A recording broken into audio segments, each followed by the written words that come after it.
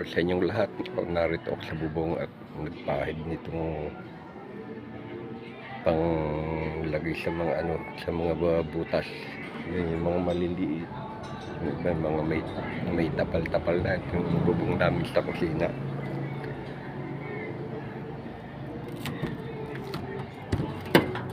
Ito naman, wala namang problema dito sa isang problema dito sa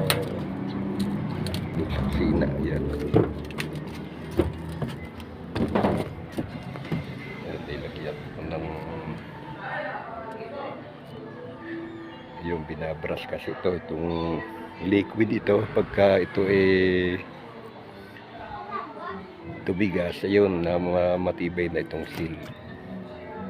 Na siya, hindi na siya tatagusan ng tubig. Ito po pinapahid lang, yung ginagamitan ng brush. Ito matatapos na.